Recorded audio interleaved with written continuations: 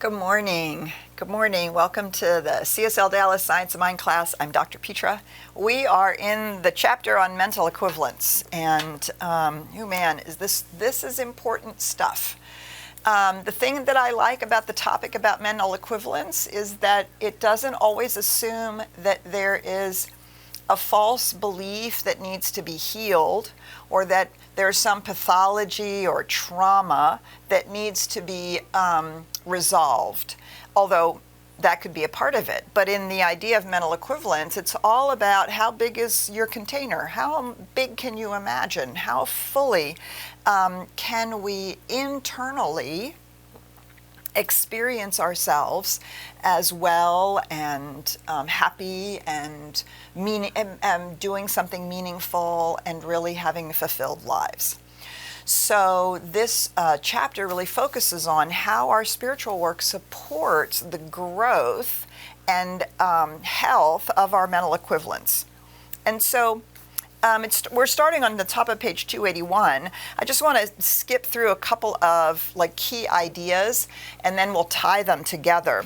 The first one is at the very top of page 281. If prayer has been answered, it's not because God has been moved, but because one person more than another has moved him or herself into right relationship with spirit or the principle of being. Right? And so what that means is that our spiritual work moves us into a deeper realization of spiritual truth, as opposed to somehow trying to convince God, or even quite frankly, from a metaphysical point of view, convince the law to do anything. The universal principle, the law of cause and effect, is always operating, right? What we're doing is moving ourselves into a different understanding and a different mental and emotional mindset about the thing that we're doing our spiritual work about. And so the idea here, then, we talked about it last week, faith and acceptance, right? So faith, we're constantly building that faith, and that faith really is nothing more than a deep acceptance of the reality of the truth that we're talking about, right? That's what a mental equivalent is. We actually accept it as true. We're not just saying words. We're not just talking about something we believe in. We're not just having an intellectual idea about it, although we can certainly use words and feelings and phrases and images and all of that to make it real to us. At the last paragraph on 281, the law is infinite and perfect, but in order to make a demonstration, we must have a mental equivalent of the thing we desire, right? So a mental equivalent of a healthy relationship, of a successful business, of a healed physical condition, we must have a mental equivalent for the healing, for a healthy, sustainable planet, for equity, racial equity, for all of these things. We have to build a mental equivalent within our own consciousness. Without that, we're not moving the whole process forward, right? That's our job. So the mind is the fashioning factor, and according to its range, vision, and positiveness will be the circumstance or experience. So range, vision, and positiveness. I think of range as how fully and completely can we imagine it? And I don't mean imagine it like daydream imagine it. I mean imagine it like own it, like really make it real to ourselves. How fully can we imagine it? And vision, right? What does it look and feel like? What does it look and feel like when the planet is sustainable? Well, it certainly doesn't look and feel like half the people are out of work. A sustainable environment which is supportive to life itself, right? That has to include everything and everybody. And so is our vision the outcome, not so much utopia, but sustainability? Or the same thing in our own lives. Can we imagine having a life in which we don't struggle? Is our vision, can we envision what that looks and feels like? Not like something we've seen on TV, which we know is fake, not like something we've seen in advertisings, but what we can vision for ourselves. And then positiveness. Positiveness means the faith, the belief, the expectation that, the more that we can have range and vision, the more the law can reflect that back to us. So range, vision, and positiveness. I think that is a really interesting way of describing a mental equivalent. So then, there's an example. If we are constantly criticizing and being unloving towards others, we're judgmental, we're kind of snarky, we're maybe curmudgeon-y, all of that stuff. Of course, that's what we create, and then that's what we get back. If we believe ourselves to be a failure, or we believe ourselves as not capable, then of course that's more likely what we are going to experience when we try to do something. And so the discipline of a mental equivalent is to spend time and to stay committed to that range, vision, and positiveness about the outcome that we are moving toward. And again, it's not like we have to decide, I'm going to manifest a house or car. It could just be that we're building a mental equivalent about our life. What kind of a life? What kind of a life are we building?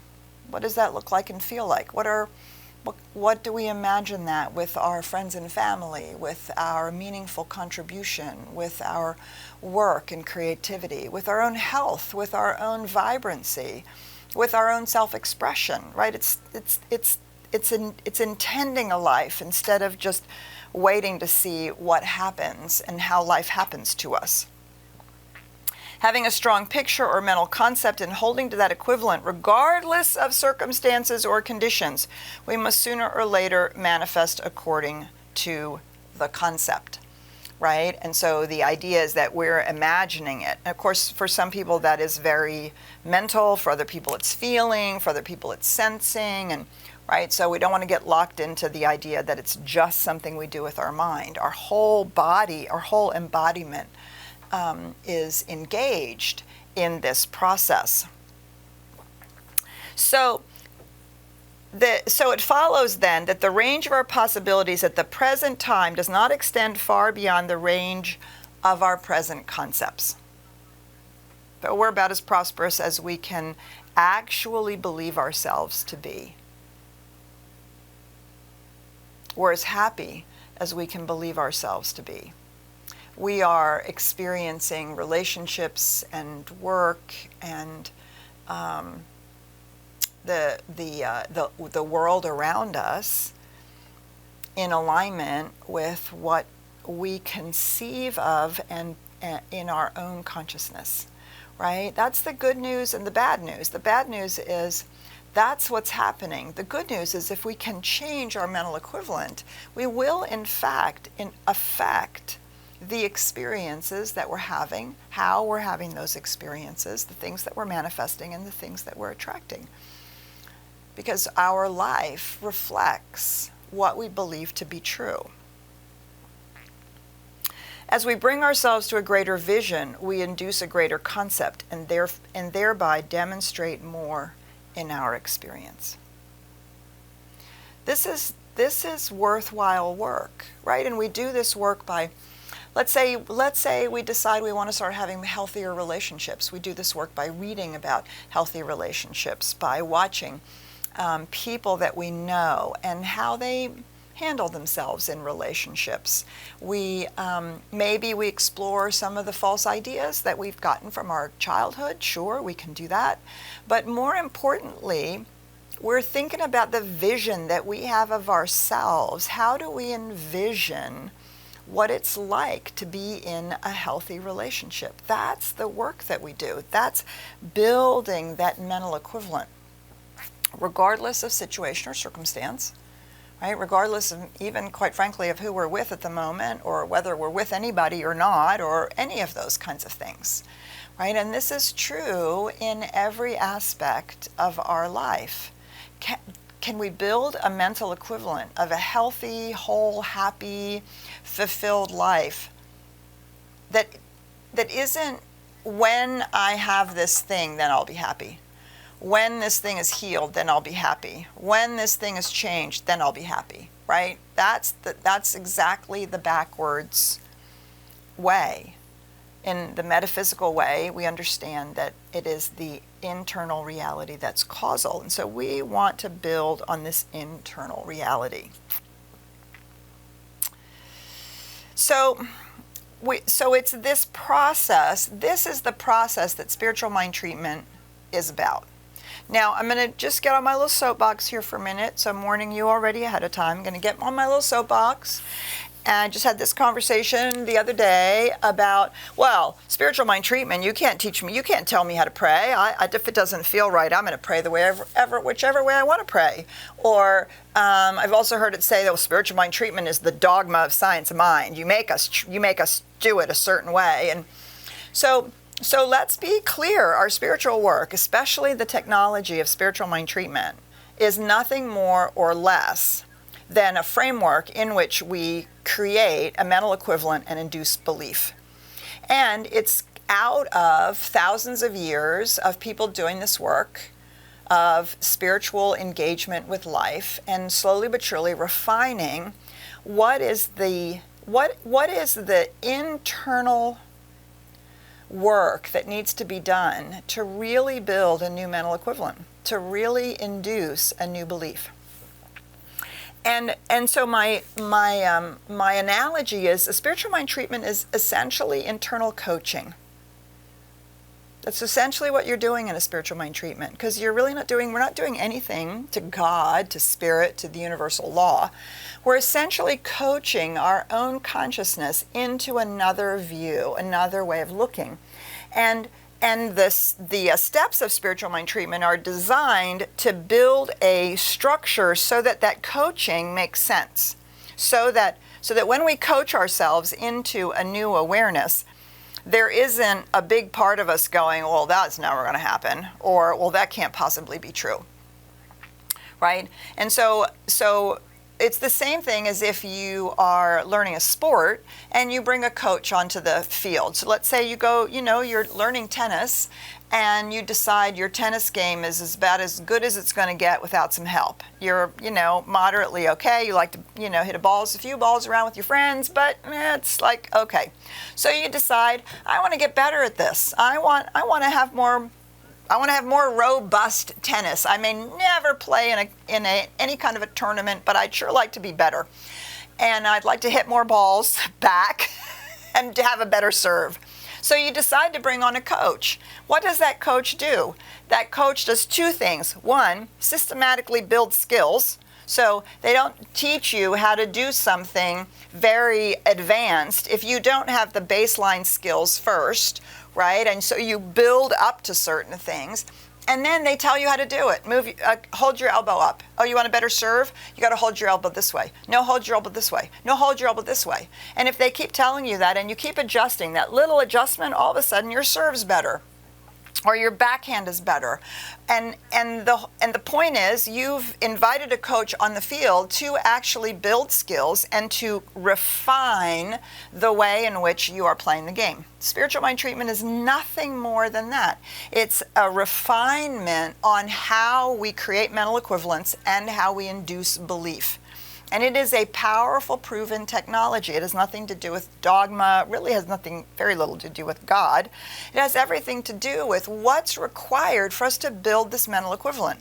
So what's required is to remember that we live in a spiritual universe, a causal universe. That's the whole point. We're doing the work instead of out in the world, not instead of, I don't want to say that, but as the first thing we do, right? It's a spiritual universe and it's a causal reality. It's that, and we're a part of that, right? That's the first two steps of treatment. Without that understanding and a reminder of that and how that works and why that works and what's so important about that, moving on to our third step where we are where we are building range, vision, and possibilities, right? That's what we're doing in our third step of treatment. We are building that mental equivalent, or juicing a mental equivalent that we already have, giving it more acceptance, more faith, more reality, more, and we're making that mental equivalent more and more and more and more real to us until there's that place where we go, yeah, that's actually true. That's actually true. Even though I'm not yet experiencing it, that's actually the truth. Not this smaller experience that I've been holding up till now about whatever it is. And then, of course, it does seem as though gratitude is an obvious next step, and we know that gratitude locks things into place. Gratitude is the way in which we say that, yeah, oh my God, that is so amazing. We're giving energy, a generative energy to something in gratitude. And then we let it go because it's not our business to figure out how. That is the universe's business. That's the law's business. Our job is to be part of the how, but not to figure it out. And so spiritual mind treatment is designed to help us do this, and to do this in a very deliberate, engaged manner, instead of just, well, when we occasionally feel like it. And the other thing is, truthfully, right, we can have mental equivalents and do our spiritual work about anything, about everything. We can do it about aging gracefully. We can do it about having new creativity in our life. We can do it about finding what mine is to do in a particular social issue. We can do it about how we want to imagine our whole system to be healed. Do you see? We can do it about anything, everything.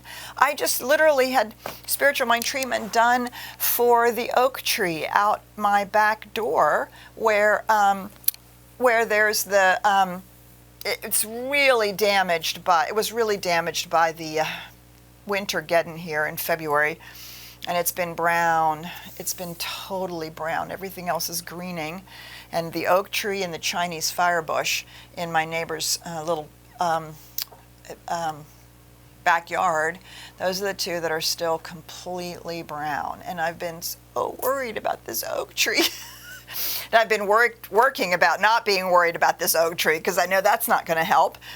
And I've been doing some spiritual mind treatment around it. I've just been loving it. Come on, baby, you can do it, you can do it, you can do it. And finally, I had so much personal worry about it. I thought, I am not helping. I do not have a mental equivalent right now of this tree being healthy and whole. Actually, I was actually starting to worry about, which means I was imagining them saying, we're going to have to cut this oak tree down. And I was just like, oh, no. So I asked Reverend Patty Generous and one of our practitioners, Sherry Wood, and said, you have to treat about this oak tree. Everything else is green. You have to treat that this oak tree, it is alive, and it is doing whatever it needs to do to get through whatever it needs to get through, so that it doesn't get cut down. And sure enough, yesterday, Karen was like, look, there's greenery. And so what this oak tree is doing, I mean, this is a massive, huge old oak tree. Apparently, all the buds, which normally where the new leaf pushes the old leaf out, apparently they are in fact all dead. So what this oak tree is doing is it's growing new leaves in all the forks, in the forks of the twigs, in the forks of the tree, of the branches, in all the forks. You can see this new growth, not where the old leaves are. Sure enough, it's growing, it's alive, and it is finding a way to grow. And I am so grateful. I am so grateful that I asked for the support to change my mental equivalent around that, and to ratchet down my worry, because I didn't want to attract the HOA and some arborist looking at it and going, cut it down, and not being willing to wait for it to restore itself. right? I don't think I put life in the tree, but what I think I did was made sure that it had plenty of time so that it could actually show us that it was alive and growing, right? You can do spiritual mind treatment around everything. And the idea here is that we're building these profound mental equivalents.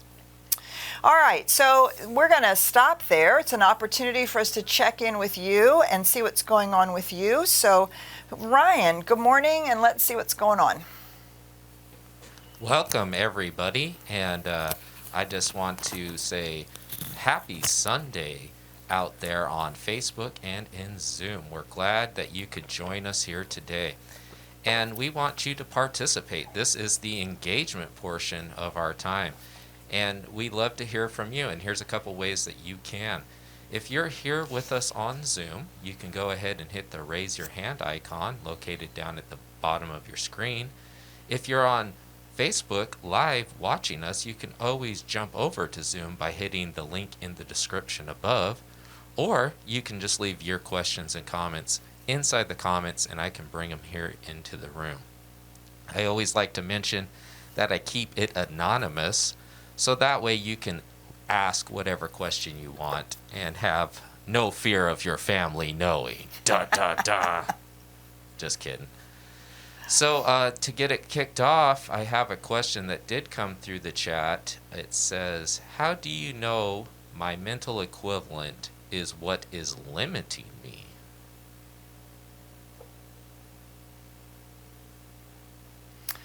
That's an interesting question. Well, because we believe that that's the only thing that limits us. That we live in an unlimited universe. We live in infinite reality, and the only thing limiting us is our mental equivalent. Now, our mental equivalent might not be personally built, might be socially built, might be built with our family, right? A mental equivalent is the space and our consciousness that we have around something. And so if we have a consciousness that says, women only can do so much, there's always going to be a glass ceiling, we might not have built that mental equivalent ourselves. We might have just taken it from society. And that's the mental equivalent that we hold until we do the specific work to grow our mental equivalent beyond the glass ceiling, right? So how do I know that a mental equivalent is something within us is what's creating the shape of our experience? And as I said, again, sometimes it's something that we ourselves have created or decided, and sometimes it's just our acceptance of history and the social norms and the beliefs of our culture that we simply assume to be true, right? So we have a mental equivalent about, well, there's always going to be poor people, or it's hard to change politics, or it's never really going to work. It's always going to be this way, right? Those are all mental equivalents. And so that's what we're working with. A mental equivalent is really just another way of getting a hold of a belief.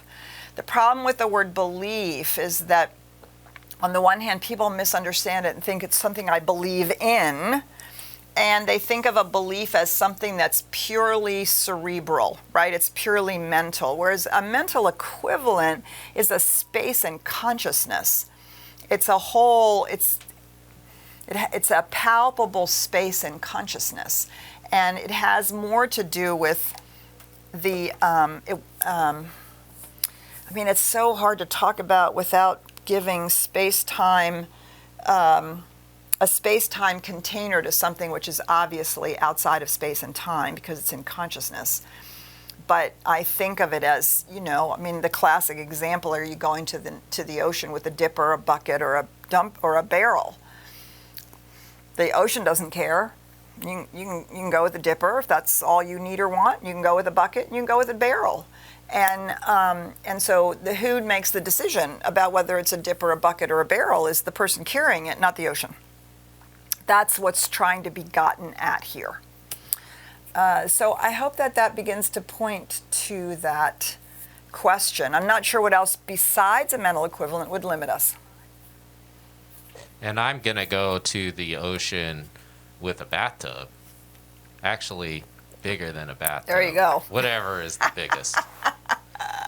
It's going to be hard, though, because I have a convertible. So anyway, so yeah, I just want to ask anybody if they'd like to share. Go ahead and hit the raise your hand icon located down below.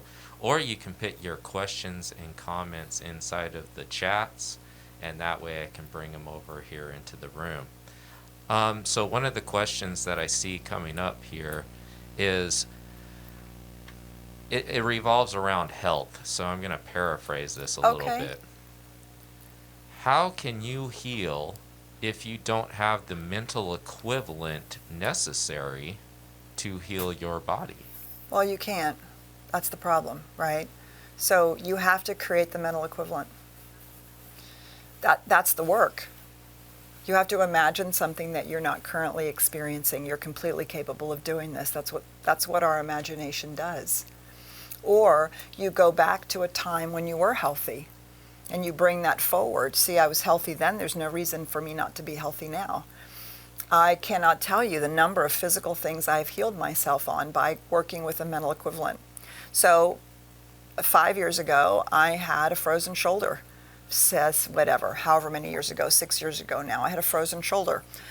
When I went to the doctor, I was disgusted to learn that frozen shoulder is a thing women get in their 50s. Well, this is not something I've ever heard. I didn't know anything about it.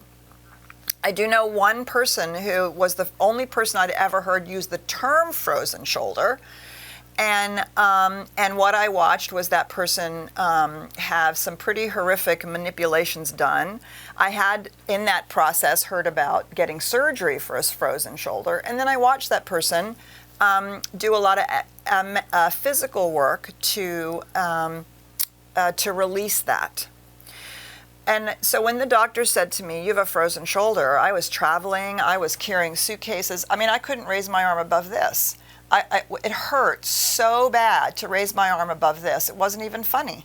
I felt like my life was really getting limited. And I thought, oh my gosh.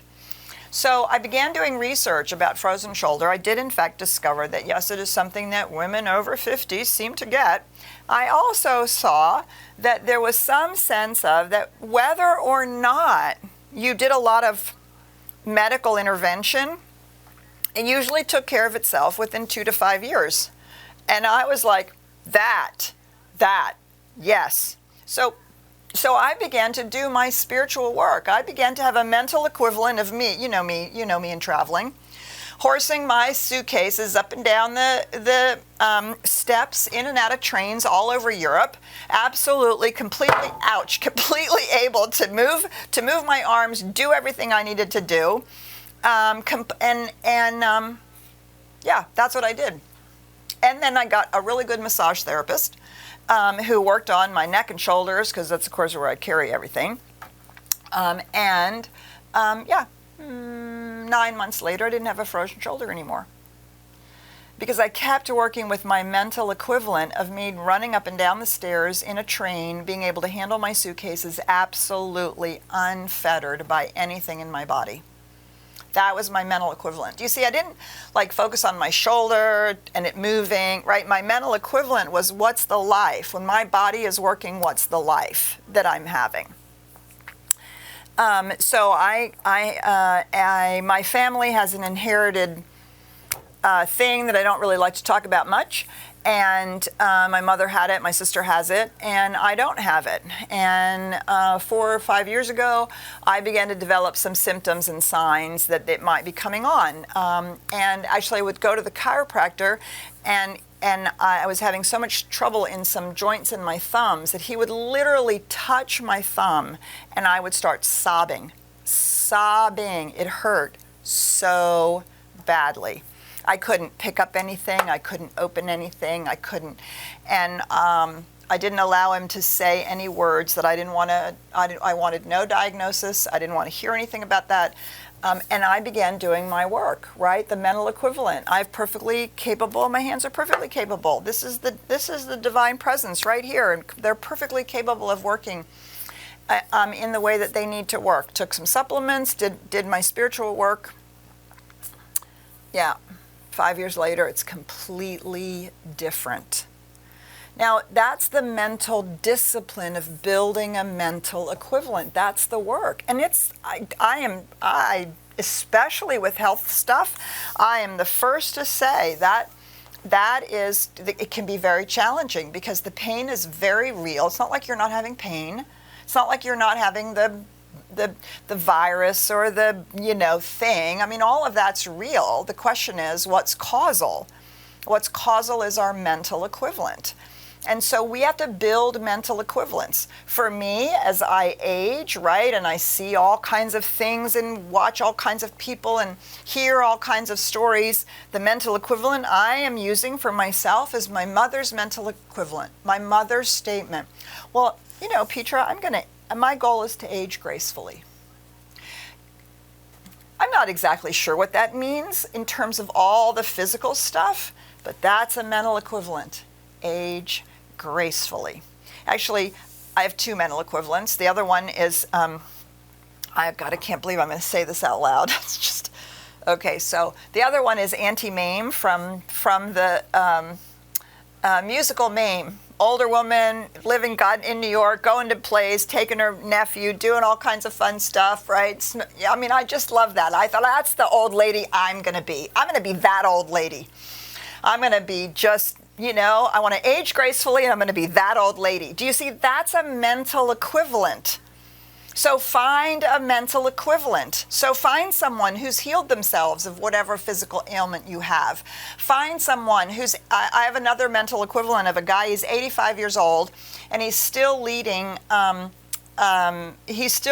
trail walks through a particular canyon in Zion National Park, it's this amazing trail walk, and it's pretty long, and he's 85 years old, and he's like, oh yeah, and then I have my tent, I sleep in my tent, and the next day I take the next group, and I'm like, that's my mental equivalent. Patty Generous, that's my mental equivalent. Do you see, right? You start finding those things, and then you build some kind of a feel. I mean, that's why mental equivalent's probably not a great word, right? But you build a feel out of all of these pieces, and you say that's my mental equivalent. That's going to be it.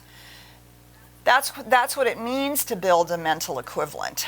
And so if you want to do that in your business, right, start looking around for people who are successful in the way that you want to be successful. Spiritually grounded, healthy, balance in their life, whatever it is, right? Making a meaningful difference in the world. You want to make a meaningful difference in the world? Start looking around for people who are doing it. And start building a mental equivalent. Look, oh, there's somebody who invented something. Oh, there's somebody who got some funding for something. Or, oh, there's somebody who's, wow, look at the results they're getting, right? Start adding all of that together into a feel, a flavor, an image, an idea, something that you can, right? And you can see it's like a space.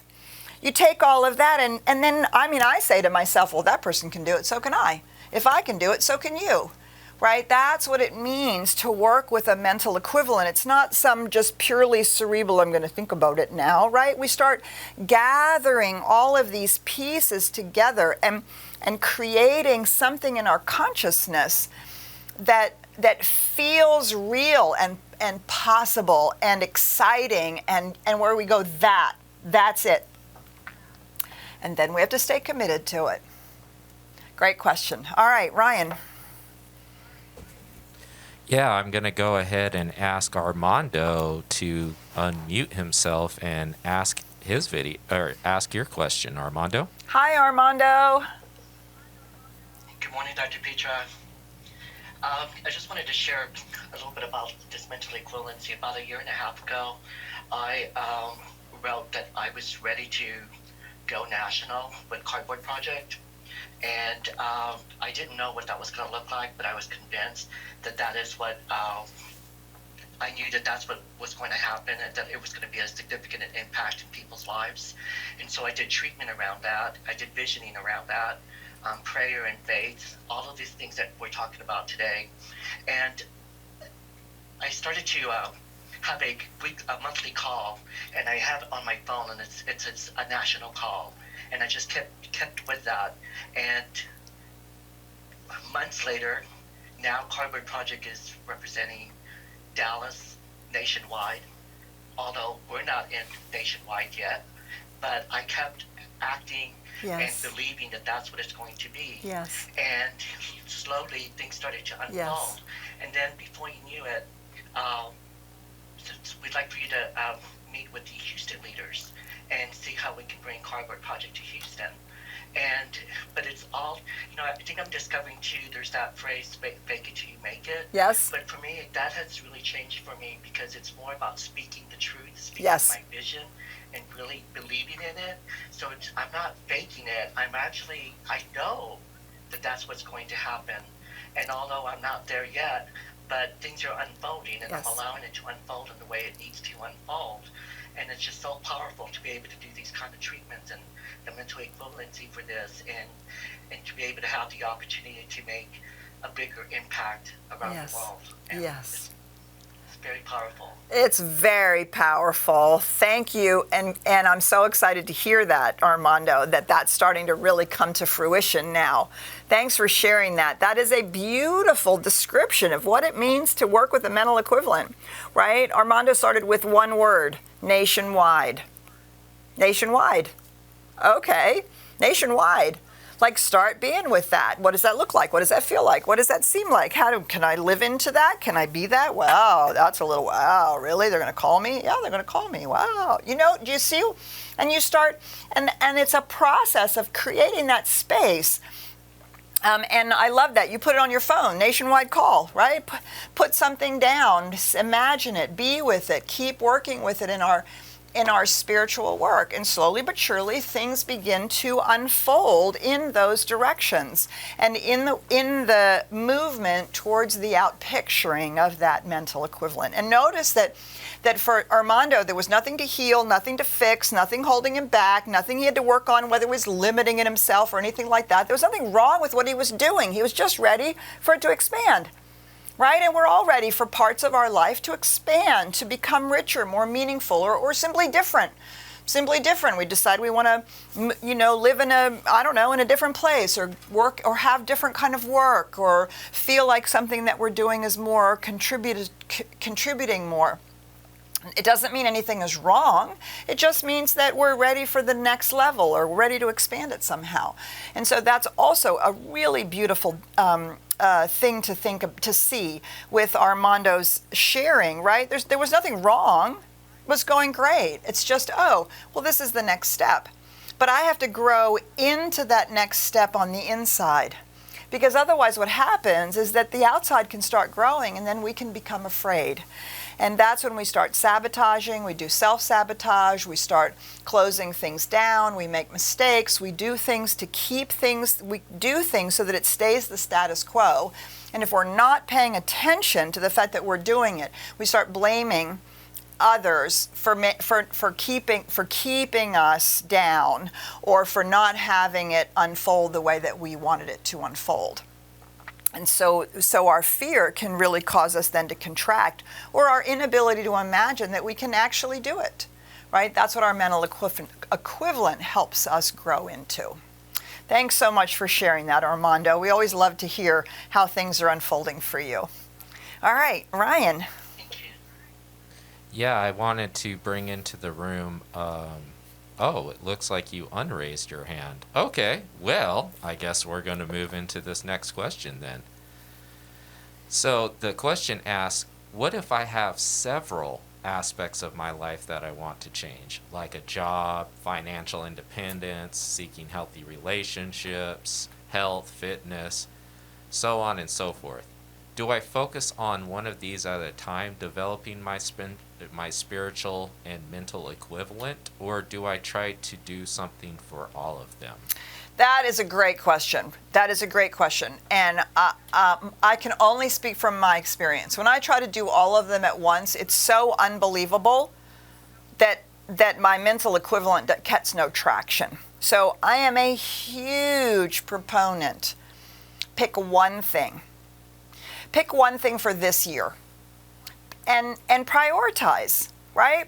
What's the most important thing right now that you feel will really make a major contribution to your well-being, to your joy in your own life, and your ability to express who you've come here to be, right? Pick one thing and start with that. My experience is that if you will work on that one thing for a year, that other aspects of your life will begin to fall into a new shape, because they are also somehow connected, but we don't always know how.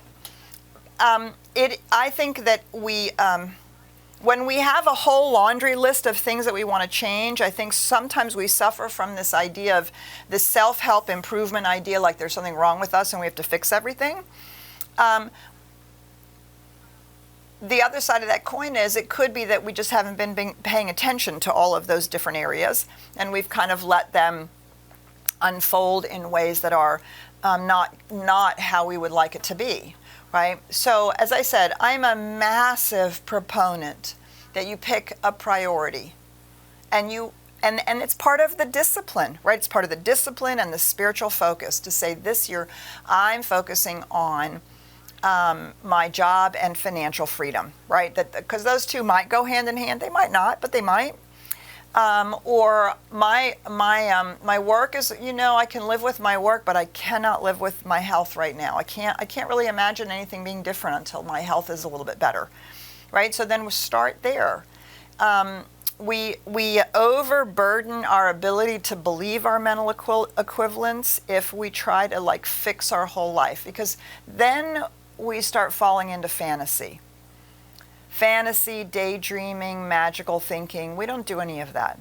This is disciplined spiritual work. This is not magical thinking or daydreaming. Like I'm just going to imagine my whole life perfect and somehow magically it's going to happen. No, because we have to do all of the internal work to become the person who has a life that looks like that. We have to be the one to do that work.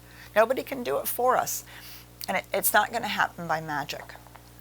So it's a great question. Pick a thing, work on it for a year, and then see how much of your life has already begun to shift. And then if you want to work on the same thing for the second year, great. If you want to continue to kind of let that roll along in a good trajectory and you want to pick up something else, great. Don't try to fix your whole life all at once. It will fix itself along the way. Thanks. All right. Do we have a last question or comment, Ryan? Yeah. So the last one that I'll bring in here, it says, what about when physical issues are linked to irreversible body changes, organs, limbs removed, surgical complications? How do you shift that? Well, we recognize that wholeness and well-being has nothing to do with whether or not we have a limb. Just go look at a mental equivalent. Who's that lovely, lovely man? He's a motivational speaker. He was born with little flippers for feet and tiny flippers for hands. And he gets carried around everywhere, and somebody carries him in, sits him on the table, and he talks about, you're as whole as your consciousness is. So your mental equivalent is nothing to do with the situation or circumstance. Can you imagine having a meaningful life despite a limb? Can you imagine having a meaningful life in a wheelchair? Why not? Millions of people are doing it. See, we equate perfection with physical perfection as if these two things were synonymous. What if you're whole, perfect, and complete as a child who was born without an arm or was born with Down syndrome? What if you have a mental ailment? What if you have a physical ailment? Is that really keeping you from being whole? Not necessarily. That's the mental equivalent. Do you see? And I totally get it. It's hard. I don't want to say it's hard work. It's diligent, disciplined work. Our wholeness, you are a whole, perfect, and complete, radiant, magnificent child of God. You are a being of love and light, regardless of whether you have all your limbs or you have surgical complications or you have bald head or you have clubbed feet or you have anything, whatever it is. And this is why this mental equivalent is so important. Because what will happen is the life that you want will begin to emerge despite the fact the physical limitation will simply have to be taken into consideration by the universe as it begins to reflect a joy-filled whole life back to you. Yeah, because you can have that. Absolutely. Absolutely. Perfection is not about something that you see in a magazine, about a perfect body. It's not about a perfect set table or a perfect home or the perfect car or the perfect job. It's about having a life that expresses the things that bring us joy and the meaningful contribution that we are here to make. Even if that is simply to sit and watch a beautiful sunset or to smell the rain. Because if you're not doing it, nobody's doing it in that moment for the universe.